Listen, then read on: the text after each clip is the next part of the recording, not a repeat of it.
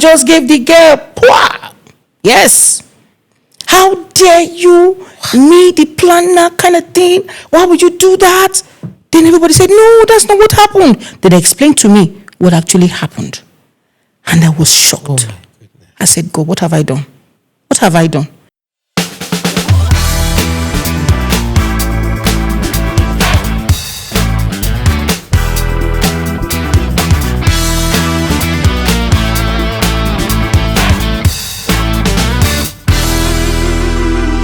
It's great to be back with you again today.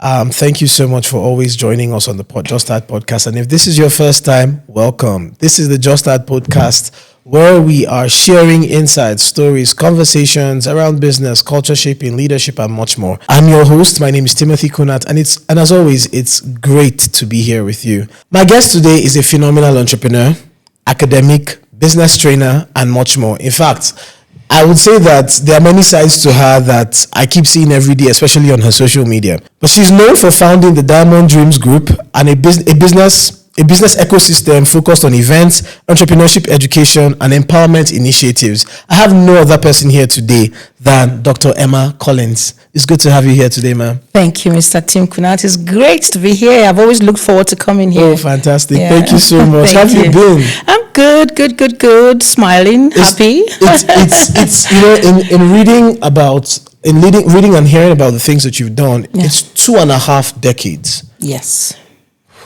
How do you put in 2.5 decades of work in this country? Well, like you said, in this country, it's not been very easy, but I've taken it one day at a time, and I can't even believe it's 2.5 decades already. But it's been a journey. It's been amazing. It's been sad sometimes, but it's been totally or generally worth it, or worth the time entirely. Yes. So before Diamond Dreams, were you already in academia? No, I wasn't. I wasn't in the academia. I was Diamond Dreams started first of all when I was a student in my final year, and then evolved into when I became a corper. I went for NYSC, met this young lady who was doing decors at the time. I'll follow her around and all. But the business proper, as in, not, your startup may not be exactly when you actually kicked up. Yes, so when I kicked up properly was the 25 years we're talking about now. And I wasn't a lecturer. I wasn't in the academics at all. But I had graduated at the time as the best female in my set. Yes, the Department of Economics at the university at the time. And I got a scholarship from the then federal government, monetary scholarship. And I was offered a job at the university to go ahead and teach. And I said, no, I want to go do my thing. Somehow I've always wanted to do my thing. I've always wanted to open my own company, have my own brand. And the sweetest part for me was being an employer of labor. Mm-hmm. I've always wanted to be the boss, that kind of thing. So I rejected the job. I went ahead, started my thing. It was super slow. It was really slow. I started to think, did I make a mistake? Did I do something? It was really slow. For the first 1 to 2 years, nobody actually walked into my place. It was really hard. So how did I get into academics would be that I didn't start academics immediately. I started as a businesswoman before I moved into academics. Yes, that was what I did. Wow. Yes. So the move. Yes. What occasioned that move from the business to saying, okay, because initially you had just said, well, you didn't really think you saw yourself, in that space. So what then happened? All right. So I knew I loved to teach, and I discovered that some of my lecturers saw that in me. And of course, they were the ones I recommended that I be given a job immediately after graduation. Mm-hmm. So they saw something I didn't see at the time. So one of those days, I think 2, 3 years, 4 years into my business, 5 years, now I was established. I had kind of seen the world at the time. I had started my own events. I had handled mega businesses at the time. So I was doing okay at that level. I was sitting down in one of my stores one day, and then I saw one of my lecturers, who is now a professor, walking past. So I went to say hello to him. He just had this face, and he said, "Do you know University of Justice is employing?" So I was like, no, sir. See, my friend, go and apply. And once you're lecturer, always your lecturer. So I just, okay, sir. So I quickly went and then I applied. And that was the only job I ever applied for. Wow. I got the job and went for the interview. Then it was a very strict process. It still is anyway. Did that and then I got the job and then I got into the system. So I would say people would be my lecturers who saw something in me, and especially this particular one who knew that I could do this. So, but somehow I had balanced a bit, then I went into the academics, yes. And mostly because I love to teach. Yes, I love to teach. So, Diamond Dreams, how did you come up with that name? And you had talked about the fact that you were following someone who was already, doing decoration and all that. But what was the real spark that made you say, I'm going to lock in on this thing? Okay, I would say that for me, events is inborn.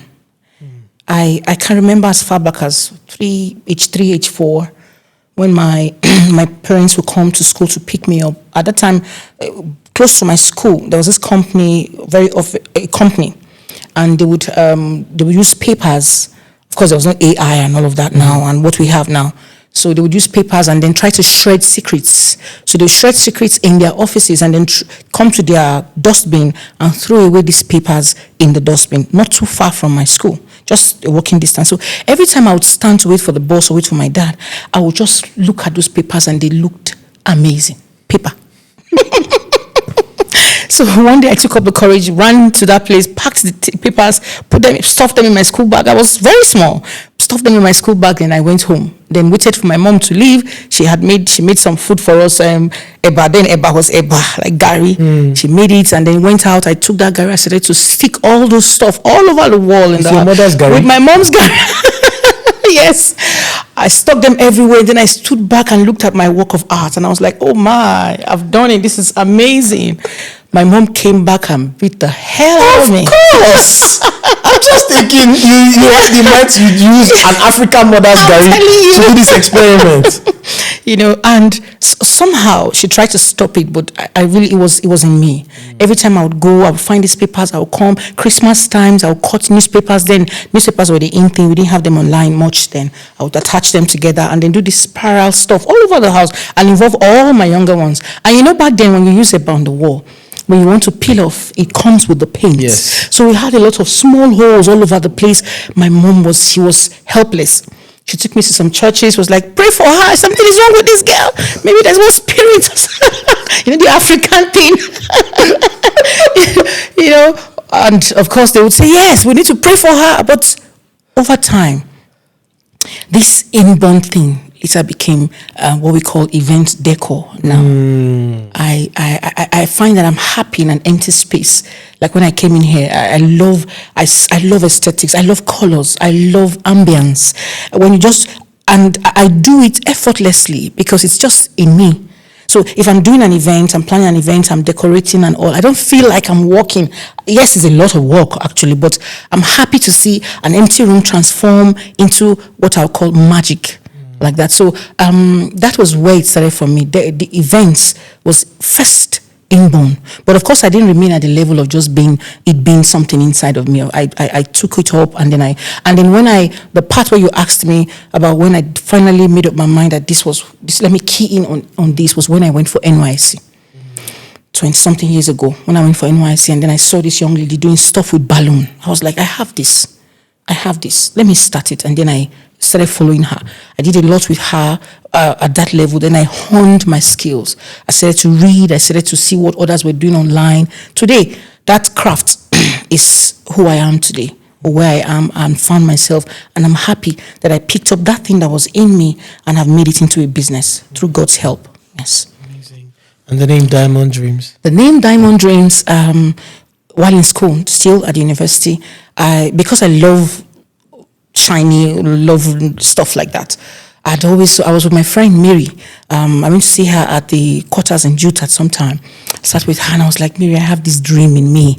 I was such a poor student. I didn't have much then, but I had dreams bigger than my pockets could carry. I sat with her. I was like, look, I'm going to open a company. If she ever gets to hear this, because I have quite a lot of people who know my story, who know where I started. If they see this podcast, they will remember very well. So I sat with her in her room and I was like, I have these dreams, because I was always talking about it. I'm going to own my own company. And they'd be like, what's wrong with you, Seth? So I sat with her. I was like, I was just thinking of something where, you can have diamonds shining. And she said, diamond dreaming. And I was like, yes! Diamond Dreams, that's my name. Yes. That was how the name Diamond Dreams. So I keep dreaming. Some of them become realities. Some of them I still keep dreaming. But I always create diamonds in the dreams that I have. That's the name, yes. Wow. I would never, wow. Amazing. Now, the event industry has evolved over and over and over and over within the time that you've been here. Yeah. Right. But for you, what was your first, I would use the word major event like? Can you walk us through the process of that first major event that you did that you said, okay, now, we're in business? Okay. That would be 22 years ago. Yes, that was when I said, yes, I'm in business. I used to work with a company at the time. I think for a few months, and one of the staff members who saw that I could do a few things with my hands said to me, "I want you to do my wedding, to plan my wedding for me." I didn't have a shop at the time. I was just pitching here and there after school. It was after school. So I was sitting down. Then I told him, I said, okay, what do you want me to say? I thought you said you're an event planner. Plan all now. I said, okay, let's do this. I didn't have anything. So I said, okay, fine. Then I asked him what, the dress. So he brought the girl. Today the girl is in the University of Jos. She's a lecturer there. She's a professor. Wow. Yes, she's a professor. Sociology, yes, that should be her department, yes. So I have the living testimony of my first major event. And so I went ahead, he told me everything, I did it, but I didn't have the canopies, chairs, tables, was Solomon Lara at the time we used. So I went to, God rest her soul, Risco Rentals. I went to meet her, I said, Mama, and that's where networking comes in business. I went to her, spoke with her. I told her I didn't have what they wanted, but if you could help me, I promise I'll pay back when they do. She said, young lady, she looked at me, she gave me this look only older women in business can give you. And she saw something again. And that's a secret. People are key to your business. She saw something, she was like, you know what we're going to do? I'm going to give you the canopies, chairs, everything. We will take them there, we'll mount them for you from Thursday for an event that was supposed to be on Saturday. I was like, Ma, is that not too early? She said, no. When they pass, they would see it and they would have confidence in you that you can deliver. I said, Mama, thank you. I was just thanking her. So she did that. By Thursday evening, the couple called. We saw some canopies and chairs around that side. Are you the one that put it? Like somebody wants to take our space. I said, no. You're speaking with Diamond Dreams. Mm-hmm. That's how we roll. So I had this, paparazzi that only. And to cut a long story short, her wedding dress, her everything that had to do with that wedding, I handled it all. It came out beautifully. Today she's a prof. And they didn't even know they were my first. It was 4 years ago. I mentioned it. I told them, you were my very first major business. And they were like, we didn't even know. But we saw something that made us believe in you. Yes, and of course it's grown over time. Yes, from there. You mentioned something about people and relationships. How critical has people and relationship building been for you through this journey? I love the example that you gave of, the older businesswoman who literally just took a chance on you, believed in you and all of that. But over these 25 plus years, how has it proved important for the things that you've been doing? All right. So, in business, there's this saying that we have, a general saying that no man is an island. And I find that to be very true in business as well. If you want to go far, not fast, if you want to go far, you need people. And I owe the success of my growth to people. In fact, when I do some speaking engagements, I tell people that human beings or people are the currency of my success. You need them for networking. You need them to provide services you may not be able to get yourself. And the way you relate to people also matters, because if you don't relate to people well, you can't have people as liquid cash. Let me use that word. You can't have them as liquid cash. They won't come to your aid when you need to get something. They will just first of all hold themselves back and say, who is this? But if you have a good relationship with people, you build down, not just the CEOs, I'm talking about down to even the gate men, the security team, the cleaners, in anywhere you go to, anywhere you want to handle an event, anywhere, if you treat people like they deserve, that like they are people, I tell you, your business will go far. They will be the force behind referring you, because in the event world, one major thing that we get that helps us is word of mouth, referral. Somebody tells somebody who tells somebody who tells somebody about you, and that helps you grow better than when you even do a lot of adverts online. People would tell someone that you are good at what you do. So how much have I found it very key? I would say that people have really helped me to build. I have a mall coming up right on the major road there, and it's our Diamond Gems Mall. And to even get that space was still people who told the person who owned that place, give it to this woman. So it's very key. They are very key to businesses. And sincerely, if we must do well, we need people. Yes, we need people. Because imagine if I didn't have what I needed, because I didn't even have the cash, but this person came to my aid at the time until my couples were able to pay me, and then I paid her back. And this was somebody I did not know from Adams. Yes. Amazing. Thank you. The events industry looks very glamorous from the outside. I walk into an event, it's beautiful, everything looks well pieced together, but it does come with a lot of work that has gone down. Now, what are some of the realities of this industry that is unique to you, or that you play in, that most people don't see, but you have to, but you put in so much that without those things, everything just falls apart? Okay, one of the things will be structure. The events, most people come into the event world, like you said, beyond just going into a hall. Most people come into as event planners, event decorators, and whatever the niche they may be serving. They see the glam and they see the money. But a lot of times, events people do not actually make money.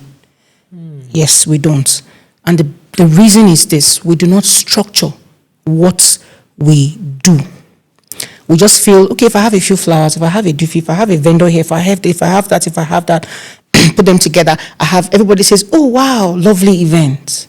But when you check the accounts of that person, it usually doesn't balance. Now, the reason is structure. And then again, events people, the event world is a one-on-one business. Yes. You can only do so much. You can't do, say, 10 events in a weekend.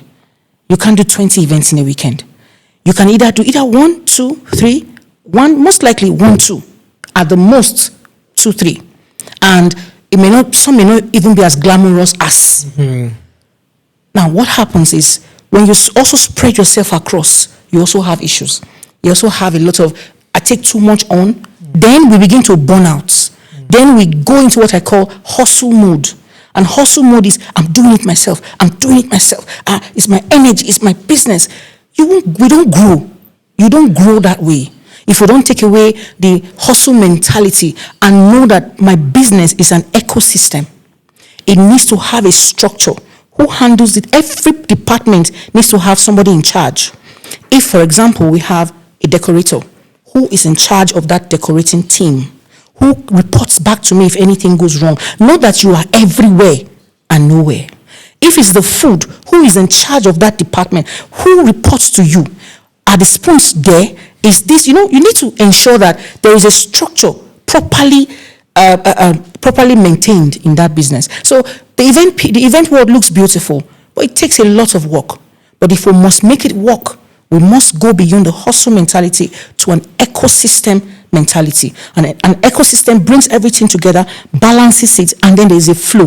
So that even when you're not there as an event person, as a planner, or you're not there as the main person in that event, everything runs smoothly. Why? Because you have structured your business. Yes, that's what I found most important, or most importantly in this line of work, is the issue of structure. Even sometimes we see that also as event people, we just keep working, especially if people like your brand. You keep working, you don't take stock of what you have. You don't sit back a bit and say, let me check, what do I have, what is missing, what is not there, which staff is leaving, who is pregnant. You don't even give your staff holidays. You don't even give them breaks. You don't tell them, what I see some do is, okay, let's have end of year party. Yay!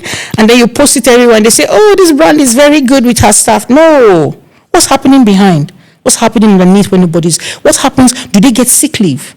Do they get proper? It's a company. It's not a one-man business. It's not a hustle. That's the word. You must structure it. What is your standard operating procedure for that firm? So most event people don't see that part. Yes. So beyond the glam and the glitz, we must get the structure of our business right if we want to last in that line of work or in this line of work. Now, why do you think that this structure thing is an aspect that a lot of people in the event industry are struggling with? I think a lot of people come in because they think others are making money, or everybody's doing it, I can do it too. After all, I can coordinate a party. When I have a party at home, my aunties call me to organize everything. Or they come in with this wrong notion that, what are they doing? I can do it. So, and if the foundation usually is the problem. If you don't get, I remember some time back, let me be a bit let me say vulnerable here. I remember some time back, I was thinking about folding up my business. I had the Nigerian thing happen to me. I'd put in so much. I wasn't seeing. I wasn't getting my returns back. I was wondering, what am I doing here? Maybe I should just stay with my lecturing alone. Maybe I should just close up. And then I sat one day, and then I heard in my heart, remember your why. Why did you start? Why are you here? What made you take the first pin? What made you take the first event? What made you happy when somebody said, you did so well? And then I started to cast my mind back to my why.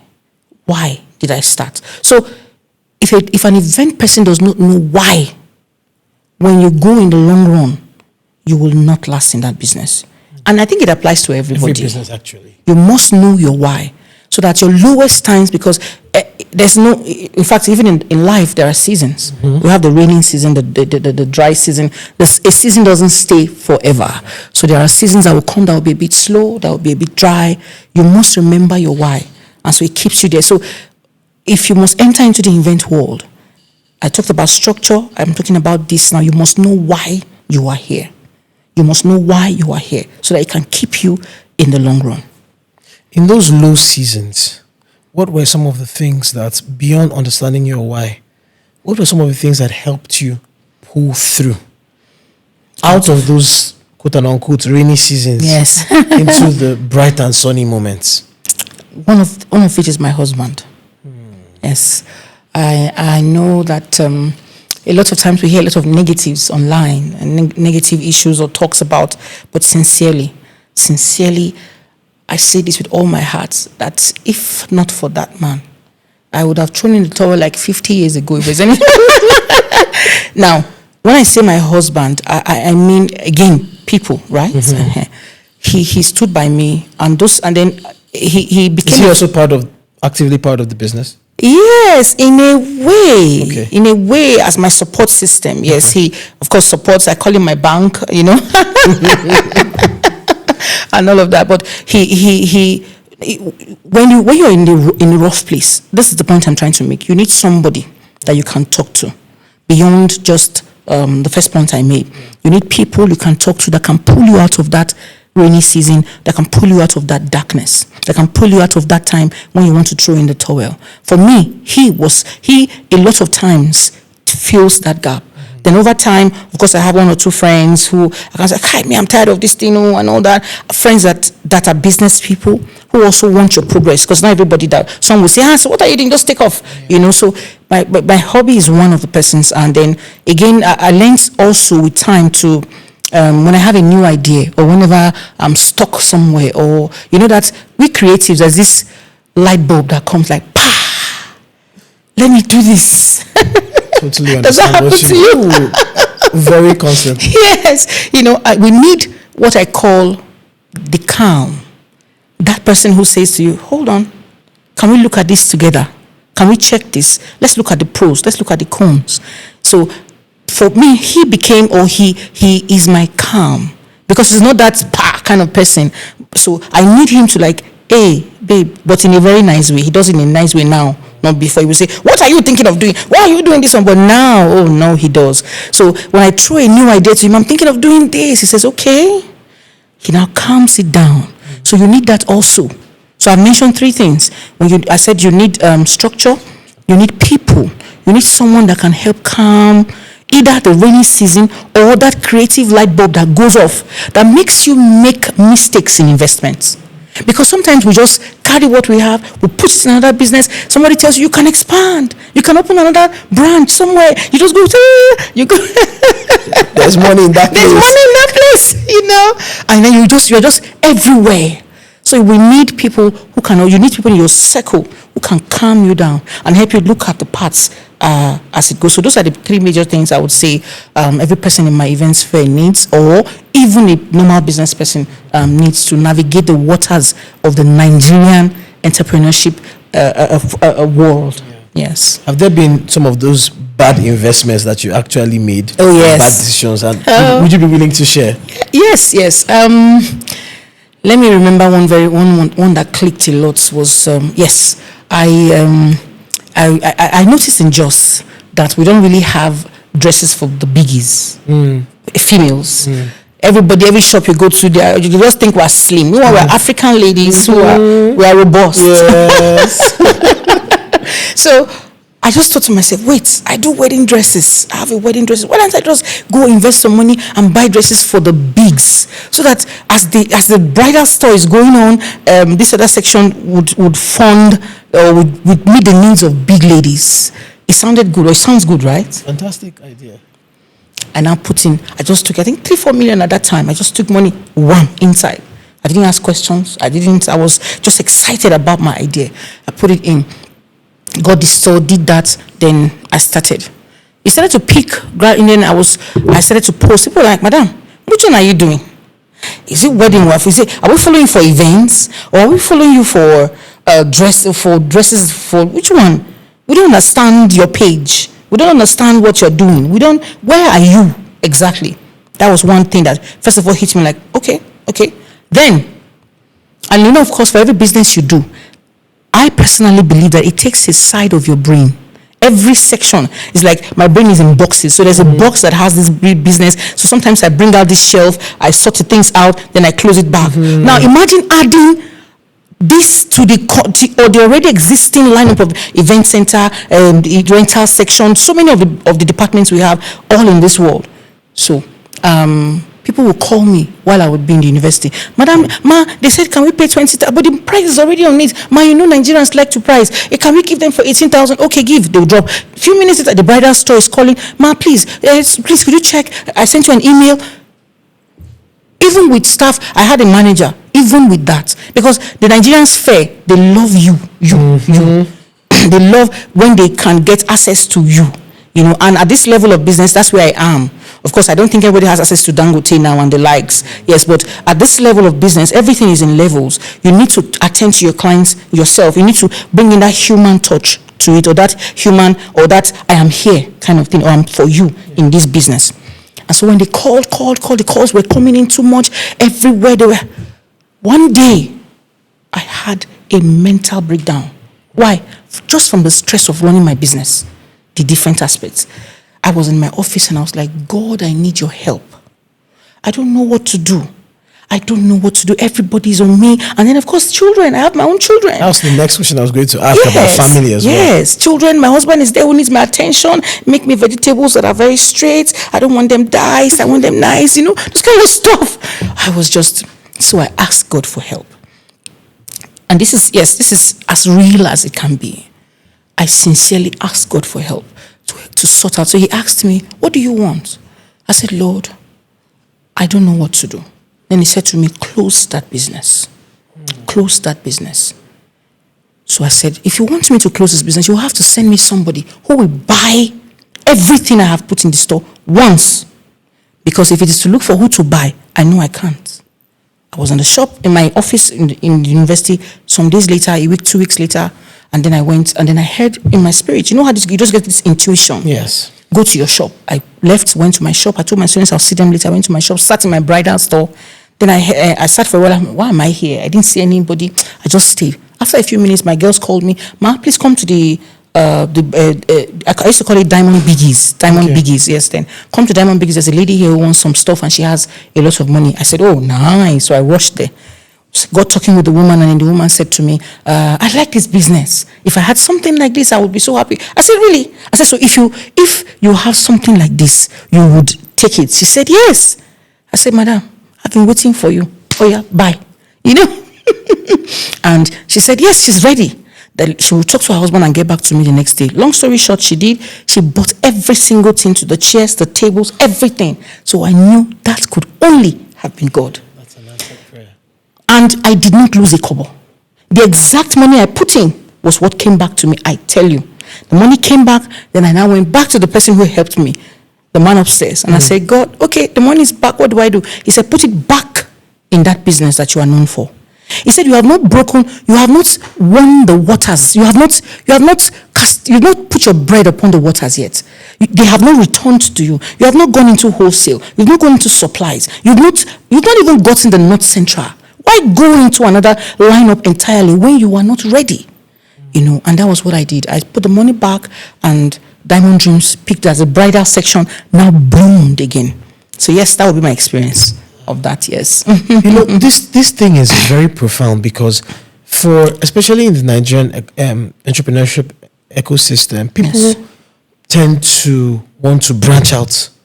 There's something else. Yes. There's something else. Yes. Something else. Oh, there's an opportunity here. Yes. So how does, I think this is phenomenal, because you've just really shown us how it's not the expansion is not the problem.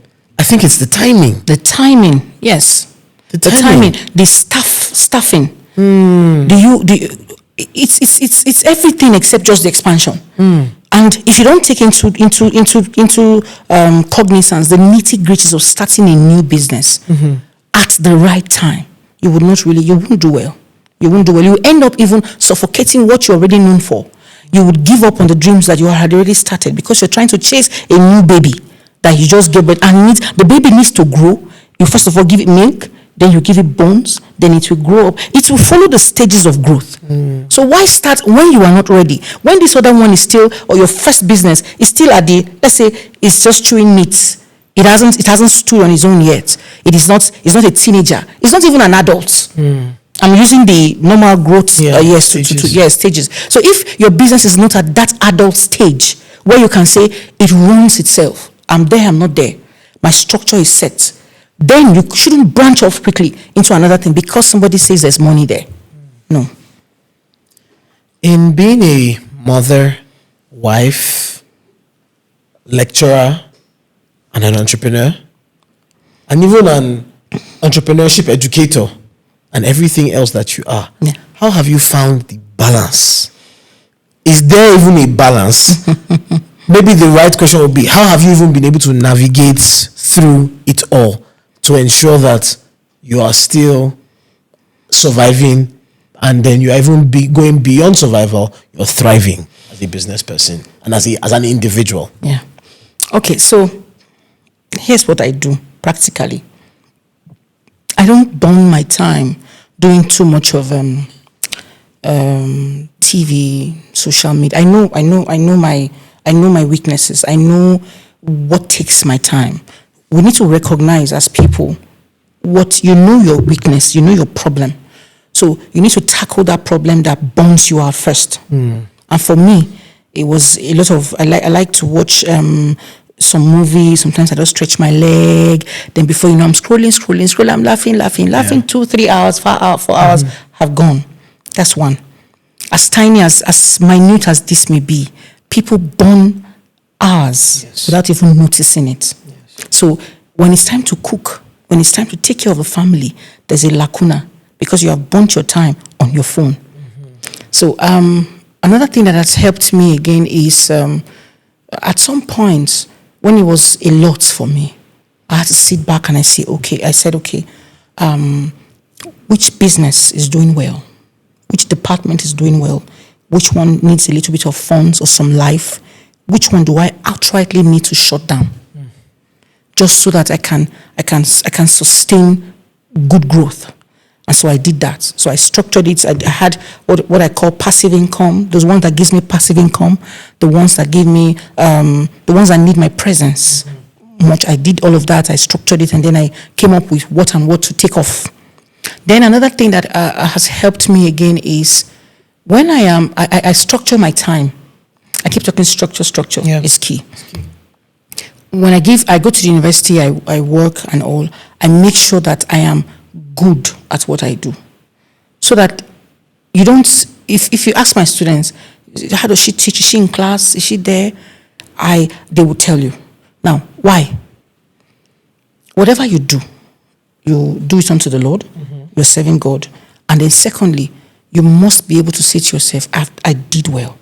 Yourself. And so I sat down and I thought to myself, which of my businesses can I focus on that would not suffer because of another? So I selected this ones you know now, and then of course my university work. At some point I thought resign. In fact, I did. When I wrote my letter, I said I was leaving. I had enough. The money the government is paying us is not so much. I was just all over the place. And my husband said to me, "But you love to teach. You love to teach. You want to leave a legacy to the next generation. For you, it's not about the money. For you, it's the impact you're making on the lives of those young people." I went back and I said, that's true.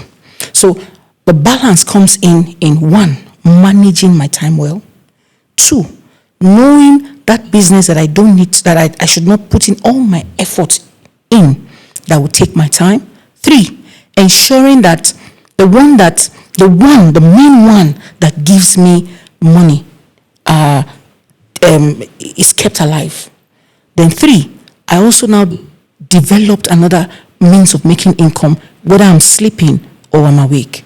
And that is, of course, ebooks. I have written books on entrepreneurship. I have conferences I organize. I teach.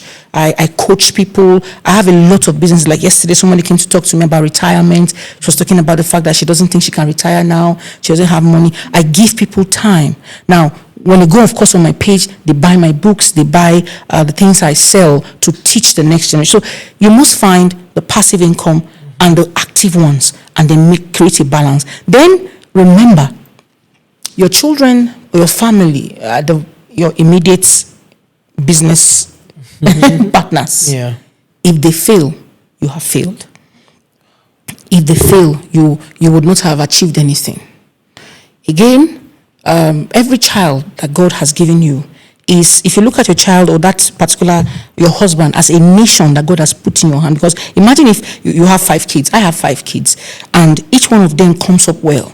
They'll be able to influence the next generation after them. Yes. So we as business people should not concentrate only on making money, which will not give us the satisfaction we're looking for at the end. But you see these 5, if you give them your time and you make sure that at the time when they are moldable, you are present. When you send them into the world, you would have peace. And you would know that I have raised small entrepreneurs. My children they are good at it. My second daughter just won Entrepreneur of the Year in her university. Ooh. And I was like, a lion does not give birth to a donkey. Yes. But she's a medical student.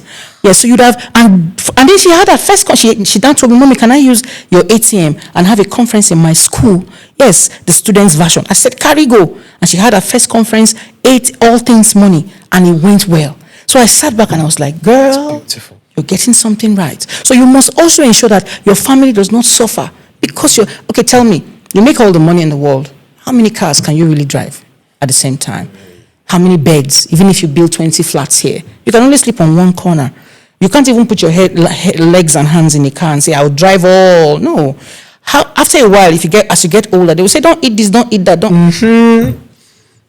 But people, investing in people is key. They are the ones that will run the vision for you when you are not even there. So you must balance it. Money shouldn't be the focus, but raising people should be the focus in business.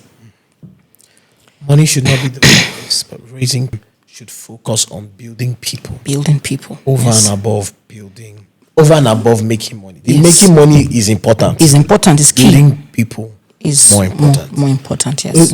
With events, there's a subtle, or maybe not so subtle thing that I see at many events.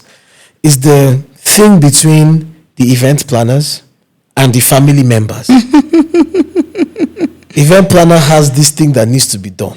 Family member is saying it should be done like this. How do you handle conflicts, those kinds of situations at events, to ensure that at the end of the day, everybody's happy? All right, let me give you something negative that almost happened first. Mm-hmm. Then I'll tell you what I did. Went for this event not in Jos, somewhere else, and it was in the West. So the West are big on parties, and yes. We came in, served my vendors and all that, did that. Then this auntie came, the couple were there. Everything was going smoothly. It was almost time to share food. This auntie with this Lagos thing. You know, that's Lagos paparazzi. I don't go to toilets kind of thing. And they have, the Westerners have this, attitude. It just flows with them. She comes and then she has this gele on and she says to me, serve the food. I was like, sorry, the couple they've not given me the go ahead yet. We had already discussed also, we know the time to serve. I was just, trying to be very professional. And she made a comment. She said, all of these people that they brought from the north, all these northern people, they don't know how to do, I don't know why Femi did not take somebody from this place. He went and brought some people from the north who are just backward. And I was like, Amy, Diamond Dreams. I said, oh yeah. I told my team, pack up, we're leaving. Auntie, since you're from the West, carry on with the event. I'm not doing this anymore. I told my boys, we're already ready. They were offended too. So, when you have a good team, they have your back. Everybody carried, there was this thing. They said, then all the other family members came, no, please. Sorry about that, madam. The couple saw what was going on. The groom sent his brother. The brother came, called me, and went to me. He said, ma, I'm the one that brought you. Why are you leaving? This is years ago. Why are you leaving and all of that? I said, then it clicked. I was like, wait, why would I want to leave? Because somebody called me a northerner. Then she said, he even asked me, are you from the north? I said, I'm from the middle. I'm from Jos, which people call me. He said, you are not a northerner. Don't look at. I just said, I'm sorry. I shouldn't have reacted like that. Another negative, and then of course I stayed and finished up the event. Another one was sometime back. I was still actively having kids at the time. I think I was my second child. I was heavily pregnant, stomach long up to this point. Finished all the whole thing. I said, okay, let me step out for a bit and then get refreshed and come back. So I kept my team.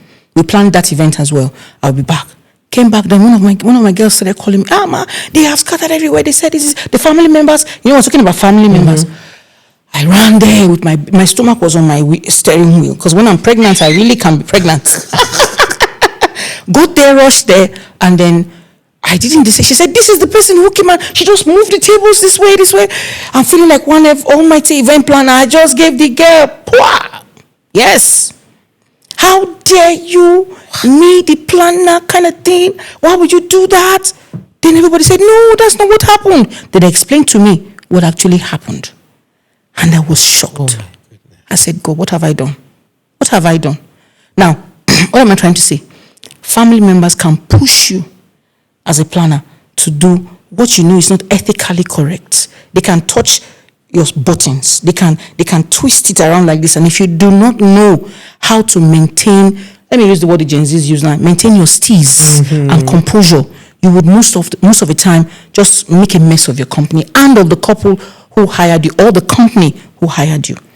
And so when they explained to me and all, I was like, oh my God, I'm so sorry. They said, no, it was a bride that said they should move her aunties. I said, I'm so sorry. I went down on my knees with that tummy. To stand up safe was war. I'm so sorry. They said, no, madam. Then they said, it's the pregnancy that made her hit. Me, I knew it was not pregnancy, it was impatience. Or I had lost it with their behavior. It took me years, 2 years. I kept begging them. I will call, how you people doing? I'm so sorry I did this. They say, no, madam, it's okay. I will call again. You have a baby? Yay! I'm so sorry about what I did at the wedding. They say, no, it's okay. Do you know that family, every single event in that family, if it's not diamond dreams, they don't give anybody. But it was just God that helped me navigate the waters of impatience with relations. If not, they would have just written me off or said something negative, and I would have struggled to come out of that impression of me. So, for event planners, if you must get it right, you need to know how to maintain your steez with your clients. You need to be as professional as possible. Sometimes what I do is when I notice the sign that this auntie or this uncle is troublesome, I go to them. I'm like, sir, well done, sir. I like your dress. Oh, you look very good, sir. Is it the same brocade they're using? Then you say, no, I didn't. My own, I bought it in Germany. Oh, really? It looks good on you. So I compliment yours. I have already, because I've been doing this for years, 25 years. So I can tell. So I'm like, you look really good, sir. Nice. Your wife must have manicured your toes. Is there anything you need, sir? I was thinking, now they would now begin to plead with you to do what they want. I was thinking, could we move these tables to this side? Okay, all right. Okay, why do you think so? I think if we put it, the people will be able to see better. Oh, that makes a lot of sense. But what I'm thinking is, if we move them, the fan would not touch them. The AC, that area is hot. Oh, that's true. I've settled the issue. That person will later refer me to somebody else. But when I come, my girls and I will be like, oh, more that guy. So people skills. Now, you must play. Yes, you must have it in events. Oh my God, an event planner, you must have people skills. You must go to school for it if there's anything like that. I did. I took courses on it. I learned the human nature. I tried to understand the different dynamics of people so that when I meet them, I can read them easily and I know where to place them quickly in an event. Yes. Mentorship and legacy. Yes.